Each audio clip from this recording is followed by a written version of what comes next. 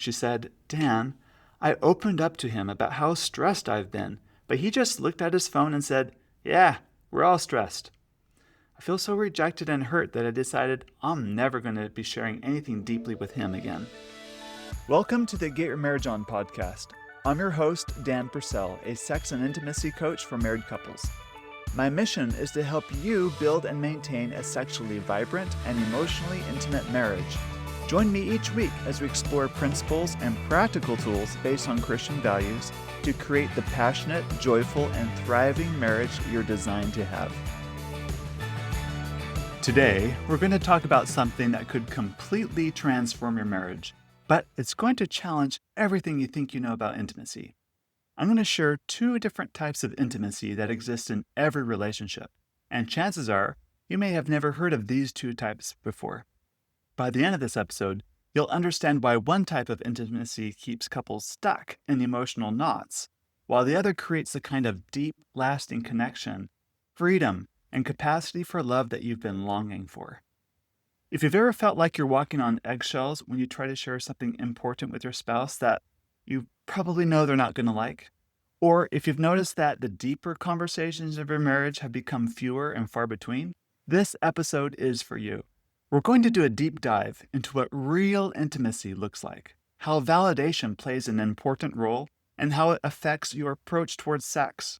And I'll give you some practical ways to start building it in your marriage today. Before I move on, can I tell you that I'm excited to announce that we'll be hosting a special virtual getaway for Valentine's Day weekend in 2026. You and your spouse will be able to get away, join me virtually over Zoom. Don't worry, you won't be on camera. And we'll do a deep dive on all things intimacy. And I'll give you a practice that will deepen intimacy and connection through an approach towards sex you've probably never experienced before. You and your spouse will walk away with more love for each other and tools to really build deeper and fun, intimate connections with each other, no matter how long you've been married. All the details are on our website at getyourmarriageon.com. You click events and you'll see it there. And speaking of events, did you hear that we're organizing a special couples cruise? We're taking our retreat to the sea. In fact, we decided to call it the Intimacy, where we spell sea with S-E-A. So come cruise with us next year. It's in October 2026. And this special week-long retreat is not only super romantic, but you and your spouse will be able to do a deep dive on all things intimacy with us.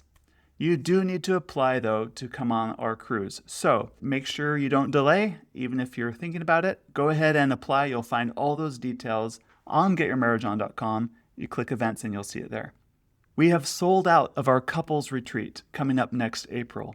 But if you're still interested in possibly coming, you want to get on the waiting list, just in case we have a last-minute cancellation. So go ahead and, while you're at it, apply to come to our next retreat in April. We'll have our next in-person couples retreat in 2027, and I look forward to seeing you there. A few weeks ago, I was having a bad day. It was one of those days where it feels like no matter how hard you're trying, just nothing is quite working out. I tend to start beating myself up, and things start to feel like a cold, cloudy, and rainy day in my soul. Have you had days like that? I was just in a bad mood. And on top of all that, I got a sneaking suspicion that someone in my community that I admire and who matters a lot to me doesn't like me. I had good evidence to think that this other person was avoiding me, and I could only conclude that our friendship was not what I thought it was.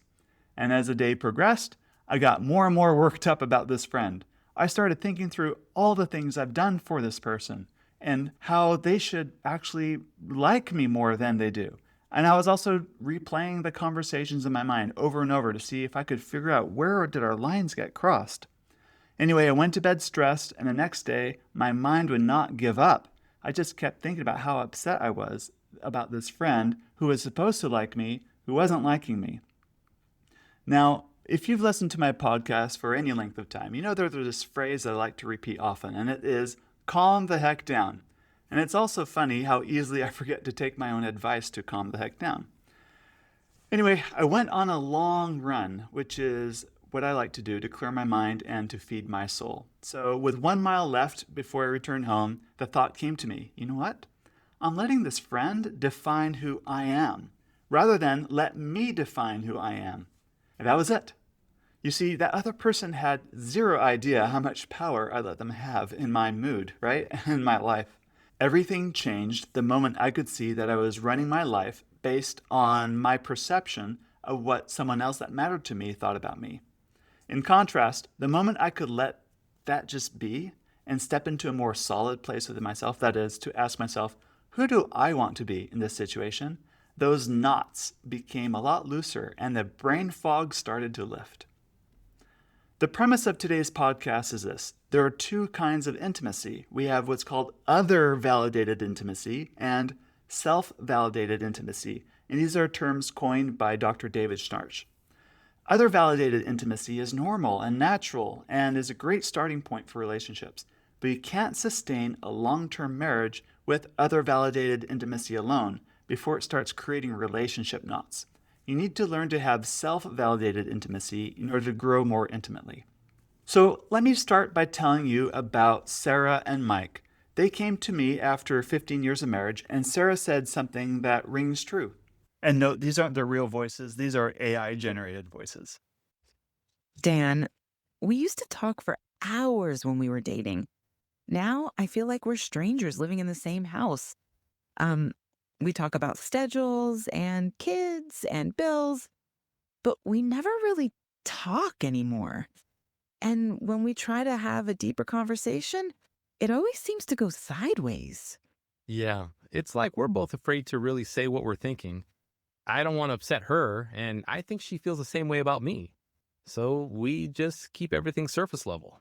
Mike, I want you to be more romantic. I want you to take the lead more often when it comes to date nights.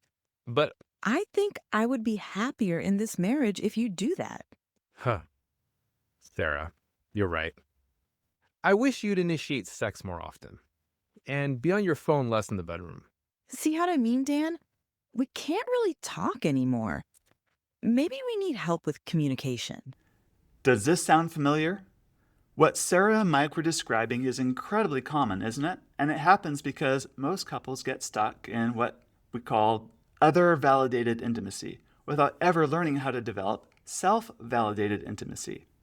Now, I know those terms probably sound like therapy jargon and whatever, so let me break this down in a way that really makes sense. First, what do I mean by validation? Validation, by the way, is really good. Validation is the feeling that you're liked, accepted, and valued. Think about when a child comes running up to you with a crayon drawing they just made, and they're bursting with excitement, showing you their masterpiece, and they're watching your face carefully to see your reaction. So when you say to your child, "Oh wow, this is amazing, you're such a good artist," that child lights up, right? You know, that positive response from you, that's validation. And you're confirming that they're a good person, that you like them, that they did well, and that they should feel proud for their efforts. Now, especially coming from a parent, validation is very healthy for the child. It's also healthy for the parent to validate their children too. Validation feels good, and healthy marriages are generous with dishing out plenty of validating meanings. It's the, "Hey, handsomes," and the flirty pats on the bum as you walk past each other. We all need validation sometimes. It's completely normal and healthy. But here's where it gets tricky in marriage, and something you probably didn't realize when you said "I do" when you got married. And it is that your spouse isn't always going to validate you all the time, especially when it comes to things that matter a lot to you, even things that are very close to your soul, like sex. It's because your spouse is a different person that sees the world differently. And thank goodness for those differences, right? Because the fact that they're even the opposite of you in some ways is what attracted you to them in the first place.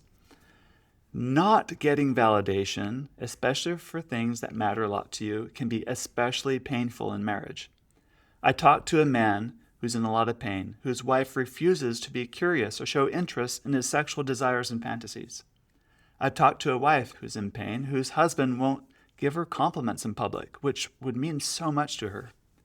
There are couples that have opposite love languages, so to speak, and it's painful when the love they want isn't generously offered, even though they're trying to dish out love in their spouse's love language in return. I'm not immune to other validated intimacy, even in my own marriage. In fact, in preparation for this podcast episode, I reached out to my wife, Emily, and asked her, Has there ever been a time that you've seen me be other validated in our marriage? And because, maybe there's been one or two times. Anyway, she texted back a really long list of times she's seen me being other validated.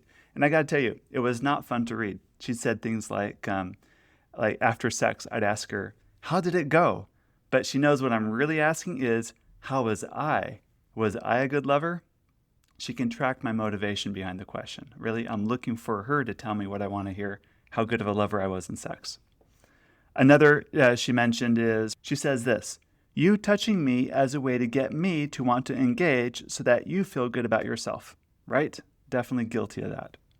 She says this too, I sense your other validation present when you are about to leave on a trip or just getting back from one, as though it's going to be our last time and there's a neediness with it.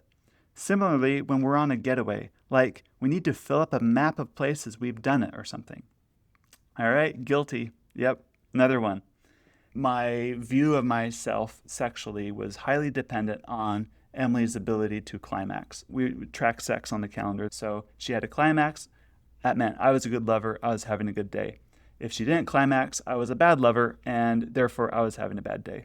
Okay, I won't read any more because they're really painful for me to read, but you get the idea. This is what happens in real marriages. We have a lot of other validated intimacy. So what do you do when your spouse doesn't validate you, even when you're certain your way is better? So this is where we get to talk about other validated intimacy for a moment.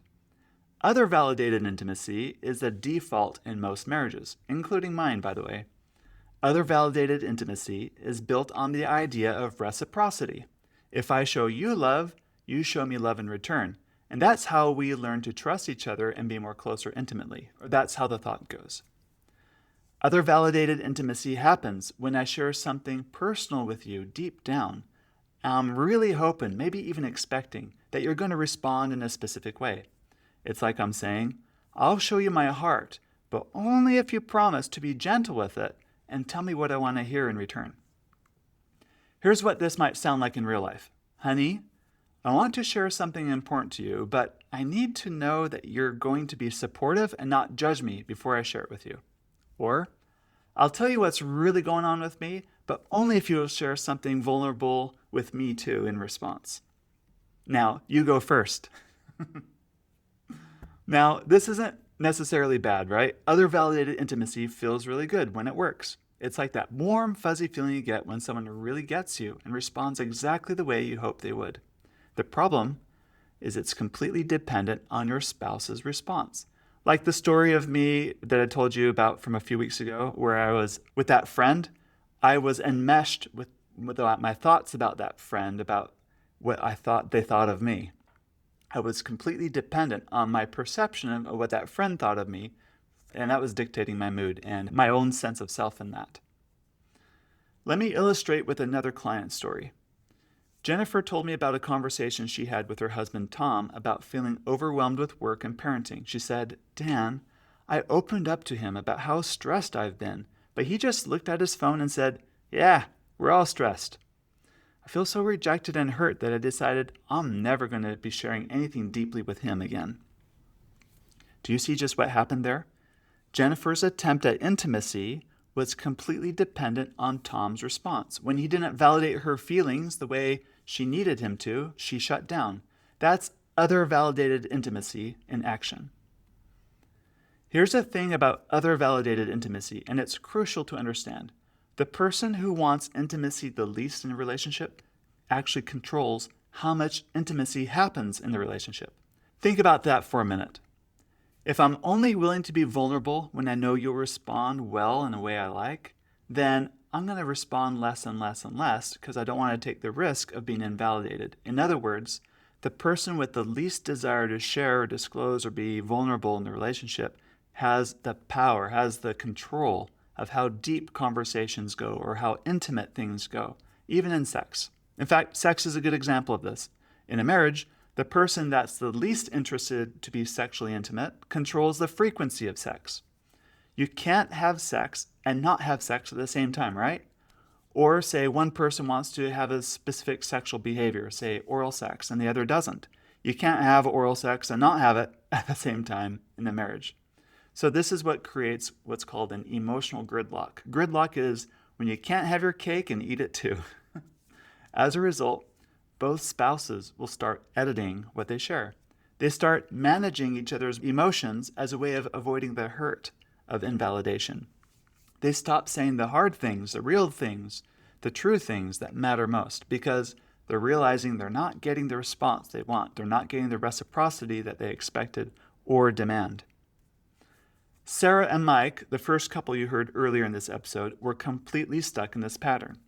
Sarah told me, I've stopped telling him when I'm struggling because he either tries to fix it immediately or gets defensive like it's his fault. So now I just pretend everything's fine. And Mike said, I don't share my work stress with her anymore because she takes it personally and thinks I don't want to spend time with the family. Now, this couple, Sarah and Mike, they're both walking on eggshells, so to speak. It feels like they're trying to manage each other's emotions instead of being honest and real about their own experience. Now, let me tell you about self-validated intimacy, and this is where things get really interesting.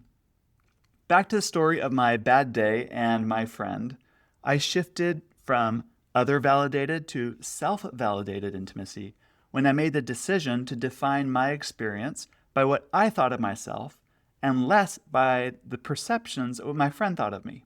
Psychologically speaking, self-validated intimacy is the ability for one to stand on their own 2 feet instead of relying so much on what others think of you.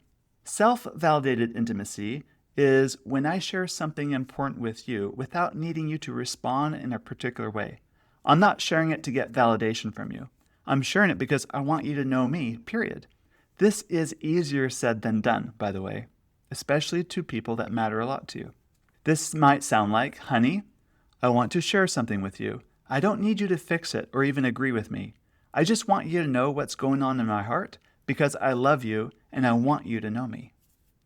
I want to be really clear. Being able to self-validate isn't a formula or a strategy to get your spouse to change her mind or his mind or to validate you in your marriage. Rather, it's a decision to bring more authenticity and intimacy to a relationship because it's the right thing to do. It's the only way to actually really love another person well, when you can love them for all of them, even if they don't completely validate you all the time. Here's a beautiful example from Scripture that illustrates self-validated intimacy. Think about Jesus in the Garden of Gethsemane. He goes to his disciples and says, "My soul is overwhelmed with sorrow to the point of death. Stay here with me and keep watch with me." Now, Jesus wasn't asking his disciples to make him feel better or to solve his problem. He was facing something they couldn't fix, his upcoming crucifixion.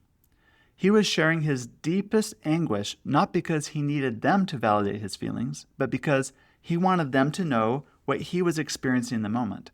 He was inviting them into his inner world without demanding that they make it better.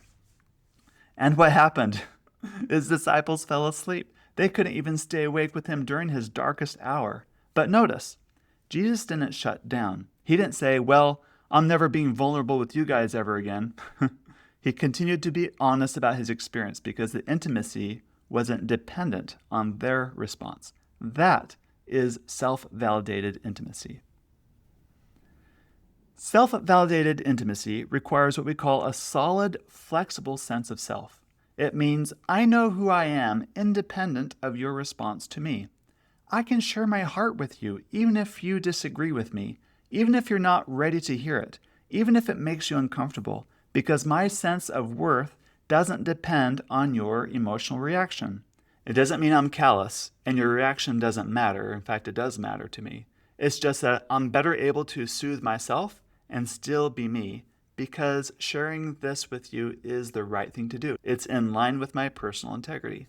This is where emotional and spiritual maturity come together. In self-validated intimacy, I'm taking full responsibility for my own emotional regulation. I'm not making you responsible for managing my feelings or making me feel secure. I'm able to provide that for myself. So let me tell you what happened when I taught Sarah and Mike about this distinction. Oh my gosh, I can see exactly what we've been doing. We've been holding each other hostage with our need for the other to validate us. No wonder we stopped talking about real things. It's like we've been playing this game where we'll only be vulnerable if the other person plays by our rules. That's not intimacy. That's emotional manipulation. Honey, I want you to know when I'm having a hard time with you, as well as when I'm really happy with you, too. Yeah. I'm not asking you to do anything about it. I just want you to know what's happening in my world because I love you. And I realize you can't really love someone you don't know. So I want you to know me, even if it isn't validating. Then this feels more real because it's like we're inviting each other to be more honest and authentic. But I gotta say, it's still scary for me because I'm afraid I'm going to hurt my wife if I really open up. I guess you can be hurt by trying to tiptoe around our issues or be hurt by trying to address them. Yeah. Either way, it hurts, but I guess you choose what kind of hard you want. I think the latter is more authentic and, well, intimate. I want that. Me too. And Mike started being honest about his work stress and his fears about providing for the family, not to get sympathy or solutions, but to simply let Sarah into his inner world. Here's what's beautiful about self-validated intimacy. It actually creates safety in the relationship that makes validation easier. Think of the peace that comes from knowing that your spouse will deal honestly with you and that they'll be able to share whatever it is they need to without falling apart or trying to control you or control your experience. But here's the thing that most people miss. Self-validated intimacy often happens when you and your spouse are out of sync. It's not about both of you trying to be on the same emotional place all the time. That's not real life.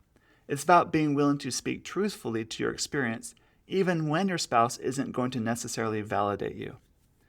Let me be clear, this isn't permission to be indulgent and share whatever's on your mind without tact. That's not loving. That's abusive.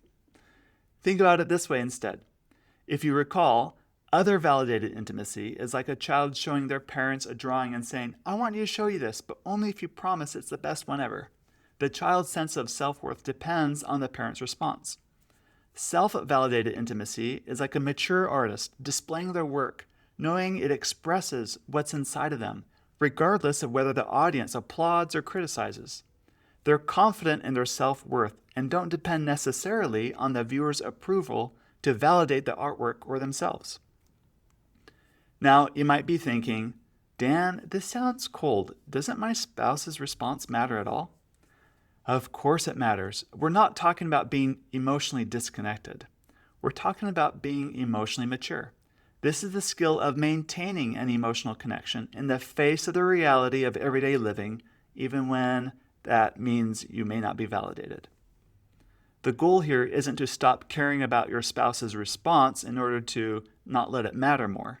It's to stop being controlled by their response. It's about reducing your own emotional reactivity to their emotional reactions. Here's another way to think about it. Ask yourself about what your motivation is behind what you're sharing. In other validated intimacy, the motivation is, I'm sharing my heart to get something from you. I want to extract validation, acceptance, agreement. But in self-validated intimacy, the motivation is different. It's, I'm sharing my heart to give something to you, knowledge of who I am, and access to my inner world. Or, I want to know who you are, even if there's things about you I might discover that I might not like, that I might not be able to validate. I'm still willing to push myself to really know you. Let me share one more client example. David came to me struggling with his marriage to Lisa. He said this.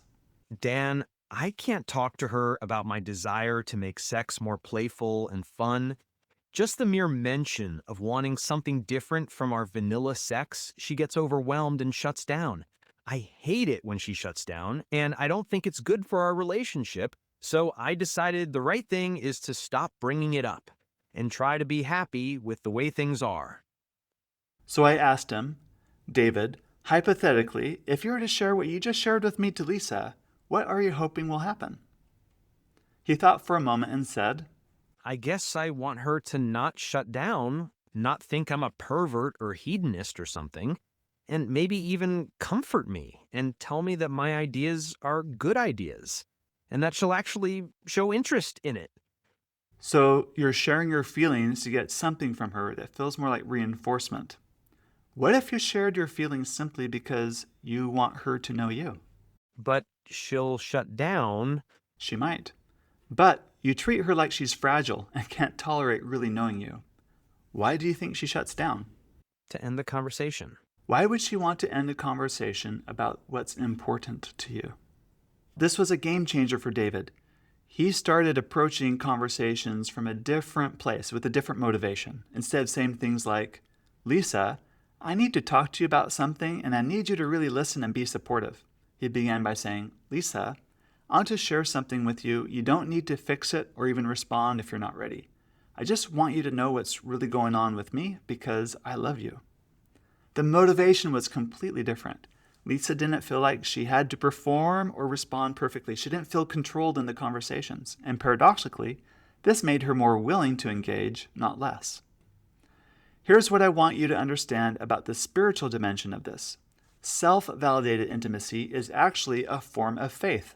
It's trusting that being known is more important than being validated. It's believing that truth and authenticity have value independent of how they're received. And this is exactly what Jesus modeled for us. He shared truth not because people always received it well, in fact, they often didn't, but because truth has inherent value. He was willing to be misunderstood, rejected, even crucified, rather compromise his authentic self. In marriage, self-validated intimacy allows you to be fully yourself with your spouse, which creates the possibility for them to fall in love with who you actually are, not just the version of you that you think they want to see, or only the parts of you that you want to show them, while hiding everything else. Now that is real intimacy. It's into-me-see intimacy. Now, let me be practical about how to start developing self-validated intimacy in your marriage. First, start with yourself. Take my advice and learn how to calm the heck down. Learning how to settle yourself down and find your own center is a skill. It's a black belt move that makes deep intimacy possible. Second, start small. You don't have to share your deepest, darkest secrets right out of the gate. Practice sharing something true about your experience without trying to manage your spouse's response, while maintaining the emotional connection that's vital. For example, instead of saying, honey, I had a terrible day and I really need you to listen and be supportive, you can say, I want to share about my day with you. You don't need to fix anything. I just want you to know what happened because sharing my life with you makes it more meaningful. Third, practice self-soothing. When your spouse doesn't respond the way you hoped, instead of shutting down or getting reactive, take a deep breath and remind yourself, their response doesn't determine the value of what I shared. I shared it because I want them to know me, and that goal was accomplished regardless of how they responded. Fourth, get curious about your own motives. Before you start to share something vulnerable about yourself, ask, am I sharing this to get something from my spouse, or am I sharing this to give them access to who I am? Both motives are normal and human, but being honest about your motivation will help you approach the conversation differently. And finally, fifth, monitor your own emotional reactivity when your spouse shares something that might otherwise trigger you. Let your spouse be different from you. Let him or her have his or her own viewpoints and his or her own experience, independent of yours. When your spouse shares something with you and says, you don't need to fix this or respond in any particular way, believe them. You don't have to perform. Just listen and receive the gift of being let into their inner world. So here's what happened to Sarah and Mike after they started practicing these principles that I just shared with you. This is what Sarah and Mike said. Our conversations have completely changed. I can tell Mike things now without feeling like I'm walking into a minefield. And when he shares with me, I don't feel this crushing pressure to say the perfect thing. It's like we're finally getting to know each other as adults instead of just managing each other's emotions. And the crazy thing is, now that neither of us needs the other person to respond perfectly, we're both much more willing to respond with love and support. That's the paradox of self-validated intimacy. When you stop needing validation, you often receive more of it. When you stop managing your spouse's response, they feel safer to respond authentically. When you share your heart as a gift rather than a demand, it's more likely to be received as a gift. As you can imagine, the quality of the sexual relationship between a couple is far more real, far more moving, far more transcendent when you practice self-validated intimacy. It's because you're able to really take in each other physically and emotionally.